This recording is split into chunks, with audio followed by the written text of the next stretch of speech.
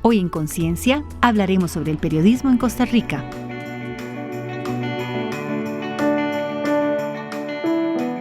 El periodismo es la actividad profesional de investigar, recopilar, analizar y difundir información veraz y relevante a través de los distintos medios de comunicación, tanto escritos como orales. En nuestro país, la labor periodística inició en 1833, fecha en que circuló por primera vez el periódico nacional llamado Noticioso Universal. Desde entonces, el país ha desarrollado una tradición periodística constante que ha acompañado su evolución política y social.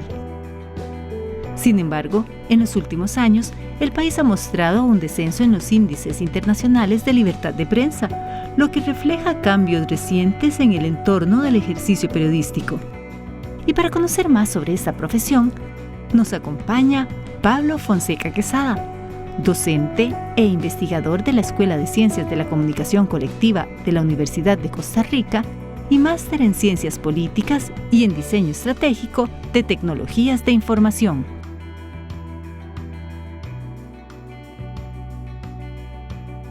Pablo, sea muy bienvenido a Conciencia. Yo le agradezco que usted se haya apartado de su apretada agenda para atender esta invitación. No, con muchísimo gusto estar acá, especialmente porque yo soy graduado de la Universidad de Costa Rica y le tengo pues muchísimo cariño a esta casa de estudios. Gracias. Gracias Pablo. Usted es periodista desde el 2000 y es realmente impresionante todos los temas que usted ha cubierto desde entonces: ciencia, tecnología, cultura, política, economía, sociedad, temas internacionales. Eso no es común en un periodista. Coméntenos, Pablo, ¿cómo ha usted diversificado el conocimiento original del periodismo para ser tan amplio, pongámoslo en esos términos? Yo tuve la suerte de ser practicante desde muy joven en La Nación y al ser practicante tuve la oportunidad de pasar por diferentes secciones. Entonces, durante muchísimos años, desde el 2000 hasta prácticamente el 2007, yo estuve trabajando con diversa cantidad de secciones, como lo dice usted, ciencia, tecnología, en la sección que se llamaba Aldea Global, en Nacionales, que fue donde empecé formalmente. Entonces, tuve esa gran ventaja, esa gran escuela además que fue La Nación, para poder cubrir una gran variedad de temas al inicio de mi carrera. Entonces, eso lo explica. Además de estudios complementarios en ciencias políticas, en digitalización, muchas cosas extra tiene usted. Sí, yo empecé estudiando aquí periodismo en la Universidad de Costa Rica, o Ciencias de la Comunicación Colectiva, como se llama formalmente la carrera, con concentración en periodismo, y posteriormente pasé a la Escuela de Ciencias Políticas a tener un posgrado ahí, y después de eso, conforme iba avanzando con estudios y con trabajo, me especialicé en temas efectivamente tecnológicos, que fue algo que siempre me llamó la atención, lo descubrí con parte de la cobertura informativa que yo hice. Entonces, mucho del gusto por ciertas áreas del conocimiento que yo tuve, las formalicé después con diferentes tipos de estudios formales. Mercadeo digital incluso. Sí, exactamente, porque yo fui nombrado el editor SEO de Grupo Nación en el 2013, el editor encargado de la optimización de todos los medios del grupo, y ahí me di cuenta de dos cosas: que me gustaba mucho el mercadeo digital, todo lo que venían haciendo de redes sociales, de pauta en línea, y otro tema que me empezó a gustar mucho fue el análisis de los datos, porque esas herramientas generan muchísimos datos. Y a partir de ahí ingresé con otra rama entonces del conocimiento en el 2013, que es con la que estuve de 2013 a 2023, 2024, que es precisamente ya temas de análisis de datos. Lo que se llama diseño estratégico de tecnología. Ese es uno de los estudios que tuve, diseño estratégico de tecnologías de la información, que es el que le da a uno el marco conceptual de cómo utilizar todas estas herramientas tecnológicas para sacarles provecho en una organización con fines de lucro o sin fines de lucro, y posteriormente ya de una manera más puntual el análisis de datos. Es pertinente, hablando de la escuela de ustedes en comunicación, pertinente que haya esa transdisciplinaridad o especificidad en mi opinión, en el periodista. En mi opinión, hay que tener un balance. ¿En qué sentido? Nosotros tenemos que ser especialistas en el área de comunicación, definitivamente, en cada una de las ramas que corresponda. En periodismo, en publicidad, tiene sus especialidades, pero al mismo tiempo, conforme uno desarrolla la praxis, probablemente, especialmente en el área periodística, uno va encontrando ciertos caminos en los que encuentra cierto gusto en el desarrollo profesional, ¿verdad? Por ejemplo, en mi caso, en ciencia y tecnología, en su momento. Entonces, a partir de ahí conviene ver de qué manera uno puede ir profundizando en conocimiento, que ahora tenemos las ventajas de que mucho del conocimiento uno lo puede adquirir de manera propia, ¿verdad? Con un autoaprendizaje por medio de videos en YouTube, que es algo súper sencillo, hasta los libros digitales que usted puede obtener, pero al instante, sobre temas que le interesan, grandes artículos de medios de comunicación de renombre internacional que están al alcance suyo también, pues es una manera de cubrir esa necesidad de conocimiento. Entonces yo le diría que hay que tener un balance entre la generalidad del conocimiento de la comunicación y el manejo de la comunicación, y posteriormente, conforme uno avanza en la carrera, eso es como natural, se desarrolla algún tipo de especialidad. No hemos terminado, Pablo, de hablar todas sus especialidades o sus estudios, también inteligencia empresarial y un diplomado que ya se mencionó en liderazgo de datos. Sí. Todo esto, ¿cómo lo fue descubriendo usted con el pasar de los años? Fue una, vamos a ver, necesito saber de esto por lo que viene, o coméntenos cómo abrió usted ese horizonte al conocimiento. Creo que tiene que ver con el ir un poco con la praxis, dándome cuenta de ciertas temáticas que me gustaban para ir luego con la parte académica. Por ejemplo, yo en algún momento, conforme fui desarrollándome en temas de periodismo científico, pensé que los temas relacionados con biología eran como lo mío, pero conforme fui trabajando también temas de lo que llamamos agenda nacional, me di cuenta que los temas económicos y políticos eran también temas de mi gusto. También lo eran los temas de historia, pero ya a la hora de decantarme por qué estudiar formalmente, en ese caso, por ejemplo, decidí estudiar ciencias políticas y sacar el posgrado aquí en la escuela. Posteriormente, como empiezo con temas de tecnología, me doy cuenta que los de mercadeo digital me gustan mucho, y que me gusta mucho todo el tema que tiene que ver con internet, con teléfonos celulares inteligentes, que estuvieron muy en boga a partir del 2007, la llegada del iPhone, todo eso me empieza a gustar mucho, y entonces es donde desarrollo más el área tecnológica, y ahí es donde obtengo también entonces el posgrado en diseño estratégico de tecnologías de información. Y como le comentaba hace unos minutos, lo último, relativamente hablando, lo último fue el paso de no solo tener el conocimiento en mercadeo digital, sino a partir de ahí extraer datos, analizarlos, y eso lleva a una vertiente completamente diferente, que es el tema de liderazgo de datos, al punto que yo salí de Grupo Nación para trabajar en análisis de datos en una empresa que no es de comunicación, que es Emerson, o una filial de Emerson, National Instruments. Y ahí lo que yo trabajé en 4 años fue en parte en páginas web al inicio, ahí fue como entré, pero posteriormente yo pasé al área de análisis de datos puro, del área de ventas globales de una transnacional que tiene parte de su equipo aquí en Costa Rica, ¿verdad? Entonces la misma vida me fue llevando a enlazar temas de gusto personal, me llevó a descubrir esos temas, y posteriormente yo decidí, ahí sí de manera consciente, amarrar eso con conocimiento formal, porque a mí me parece que, aunque los títulos no lo son todos, sí le respaldan a uno, le certifican o le respaldan a uno el conocimiento. Desde luego. Permíteme hacer una primera pausa. Estábamos conversando con Pablo Fonseca Quesada, quien es docente de la Escuela de Ciencias de Comunicación Colectiva de la Universidad de Costa Rica. Tiene una maestría en Ciencias Políticas y en Diseño Estratégico de Tecnología de Información. Ya regresamos con todas y todos ustedes.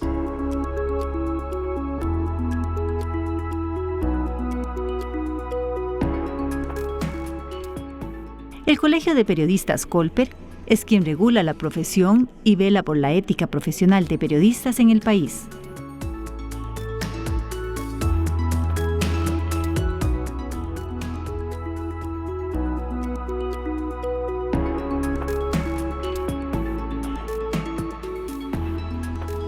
Pablo, hay una frase suya que me la encontré por ahí, muy interesante. Dice: el periodismo profesional e independiente es indispensable para la vida en democracia.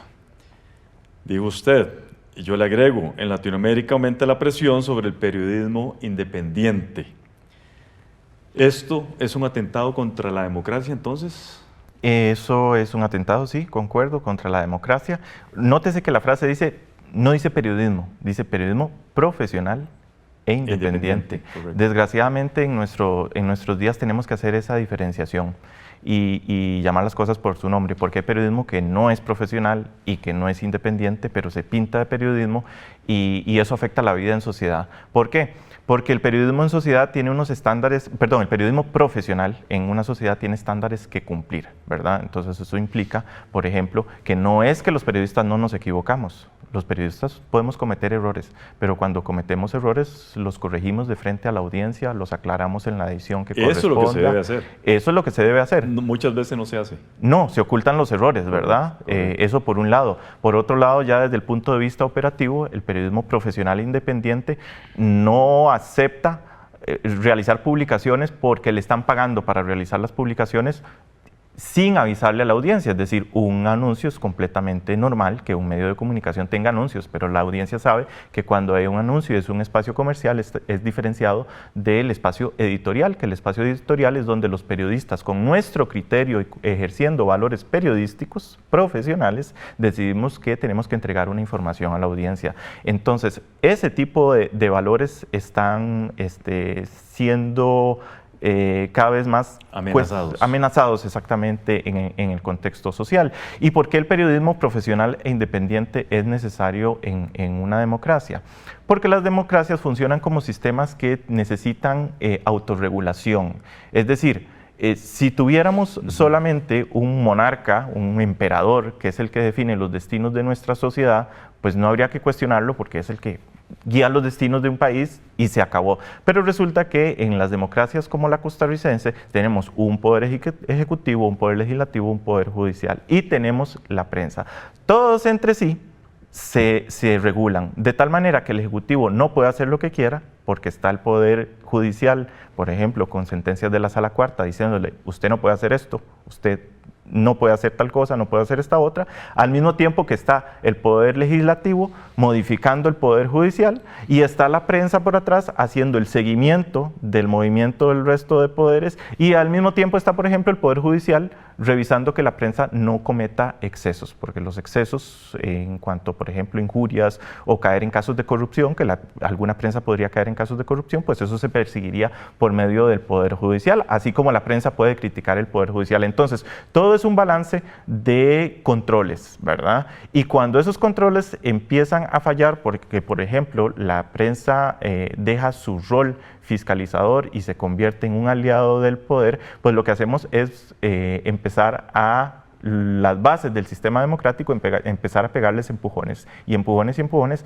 hasta que el sistema puede caer. Yo siempre refiero también que el contexto de el negocio de la prensa o la prensa independiente, en el buen sentido, es uno de los negocios que es necesario para la vida en democracia. Usted puede tener un país democrático que no tenga ni una sola panadería y el país va a seguir siendo democrático. Usted puede tener un país democrático que no produzca automóviles, como en el caso de Costa Rica, el país sigue siendo democrático. Pero el país que no tiene una prensa profesional e independiente, que no tiene una industria de medios de comunicación profesional e independiente, a ese país usted no lo puede llamar una democracia. Así tenga panaderías, industria automotriz, tenga lo que tenga. Si no tiene prensa independiente y profesional, no puede ser llamado democracia, porque se necesita para el control del poder. Muy buen ejemplo. Actualmente se viven malos tiempos en América Latina con respecto a la libertad de prensa. Pablo, varios países han bajado puestos en forma importante en el nuevo informe Reporteros Sin Fronteras. ¿Qué se puede hacer? Entre ustedes, ¿qué se comenta? No, digamos, no es un efecto solo de América Latina, es cierto que en América Latina sucede y es parte de las tendencias que estamos viviendo con el cambio de época que nos tocó vivir a nosotros. Estamos viviendo el cambio del sistema que veníamos sosteniendo desde el final de la Segunda Guerra Mundial en el marco económico, político y, por ejemplo, de medios de comunicación, ¿verdad? Entonces, el impacto que ha tenido Internet en el modelo de negocio de los medios de comunicación independientes ha sido importante también. Y una de las cosas, ya para ir respondiendo directamente a su pregunta, en las que hemos estado pues pensando mucho los periodistas, por lo menos a nivel local y en Grupo Nación, que es parte de lo que yo represento, es en la necesidad de consolidar las fuentes de financiación precisamente independientes para seguir con nuestra misión, que es informar al público y realizar el mejor periodismo posible. Nos hemos dado cuenta de que hay 3 grandes fuentes de financiamiento que están permitiendo mantenernos a flote.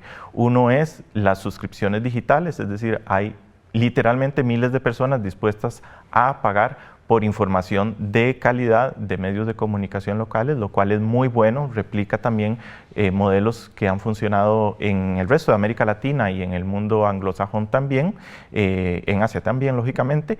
Otro punto muy importante es el mantenimiento, sí, de la publicidad, que diríamos que es la publicidad tradicional, ahora también traída a internet, con formatos también multimedia. Entonces, los anunciantes que confían en un medio de comunicación que les llega a una audiencia específica para llevar también ellos su mensaje publicitario, que es algo completamente normal. Y otro ancla que está funcionando muy bien es la realización de eventos donde los medios de comunicación, junto con especialistas en diferentes temáticas económicas, políticas, sociales, realizan un evento que cubre las necesidades informativas también de una audiencia, en ese caso tal vez ya más especializada. Entonces, en el caso del Financiero, por ejemplo, tenemos Red 506, que es un evento clásico ya en el entorno del mercadeo digital costarricense, donde damos el estatus de cómo los costarricenses están utilizando ciertas redes sociales, cómo pasan de una red social a otra, cuál es el tipo de consumo que realizan, y eso a la audiencia que trabaja el mercadeo digital en Costa Rica, pues es información que le sirve muchísimo para la toma de decisiones. Entonces, hay retos muy grandes, es parte de un cambio que estamos viendo en general en el sistema, y lo que estamos haciendo es trabajar mucho para lograr adaptarnos a esa situación. Sí, y me imagino que compromete muchísimo el mantenimiento financiero de los medios de comunicación. Eso es una lucha prácticamente diaria, ¿verdad? Estar viendo los números, complejo. Porque los medios de comunicación independientes y privados viven en un entorno económico nacional, ¿verdad? No son ajenos al entorno económico nacional. Y la economía costarricense, la local, ha crecido muy poco en los últimos años, ¿verdad? El crecimiento de la economía local costarricense ha sido muy, ronda el 1 o 2%, muy bajo. Entonces eso afecta también al resto de las variables con las que el medio de comunicación sobrevive. Hacemos una segunda pausa. Estamos hablando con Pablo Fonseca Quesada, quien es docente e investigador de la Escuela de Ciencias de la Comunicación Colectiva de la Universidad de Costa Rica y director ejecutivo del Financiero. Ya regresamos con todas y todos ustedes.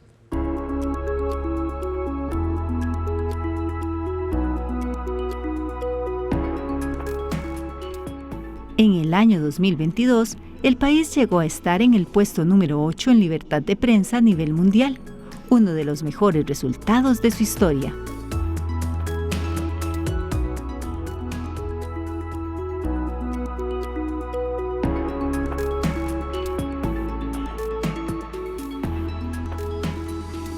Pablo, ¿qué papel va a jugar la inteligencia artificial en el periodismo? Dije, va a jugar, no, está jugando. Sí, era lo primero que le iba a decir yo, ¿no? Ya está jugando un rol súper importante. Algunos lo ven como una amenaza, otros lo ven como una oportunidad, lo cual implica que probablemente sea una mezcla de las dos cosas. Hace unos pocos días, la AP, una de las agencias más importantes del mundo y la más grande de Estados Unidos, anunció que iba a hacer una serie de despidos masivos porque va a enfocarse en la utilización de inteligencia artificial y también en temas de análisis de datos, precisamente. Lo que implica es que, en efecto, vienen probablemente despidos en algunas áreas del periodismo. No es el único campo que se está viendo afectado. Estamos también hablando de que hace unos días Cisco anunció el cese de decenas de miles de personas porque se va a enfocar también en reforzar sus temas de inteligencia artificial. Entonces lo que estamos viendo es un cambio muy brusco, muy rápido. Pero la inteligencia artificial nos está permitiendo, por ejemplo, en el caso del Financiero, ser más productivos, lograr procesar mucha mayor cantidad de información de una manera más rápida. Entonces tiene muchas ventajas. ¿Qué otra ventaja está teniendo?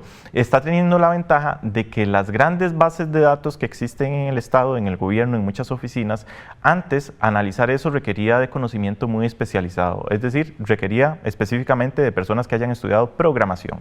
Y eso no es algo sencillo de encontrar en salas de redacción. Hace unos años teníamos 1 o 2 programadores de este tipo en todo Grupo Nación. Por ejemplo, ahora no tenemos más que uno, me parece, y está, me parece, como por servicios profesionales. Pero bueno, el punto es que ahora un periodista, utilizando inteligencia artificial, puede crear código y puede procesar grandes bases de datos para, a partir de ahí, realizar denuncias relacionadas con casos de corrupción, de manejo de fondos, de lo que corresponda. Entonces, es un elemento que, así como está transformando factores de la producción de microchips, factores de la producción de software propiamente, va a transformar en la producción del periodismo, de las noticias, de los videos noticiosos. Todo eso va a cambiar muy rápidamente.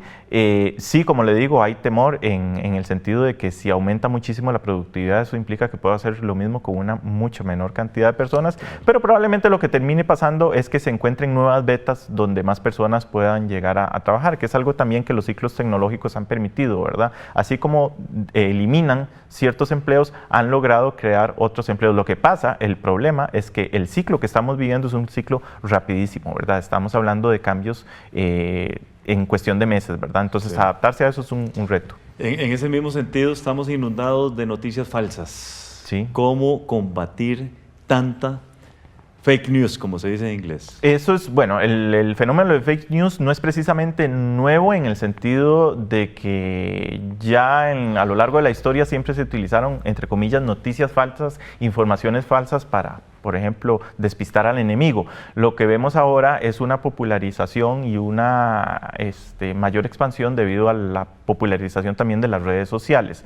¿Qué podemos hacer? Lo primero es tener conciencia nosotros mismos como ciudadanos de que estamos expuestos a ese fenómeno, ¿verdad? Y de que no todo lo que vemos frente a nuestros ojos en una pantalla necesariamente es real. Eso es un problema porque nosotros los seres humanos tenemos un montón de sesgos a la hora de procesar información, y uno de los sesgos clásicos es que a mí me gusta mucho cuando me encuentro algo que dice lo que yo pienso que es verdad.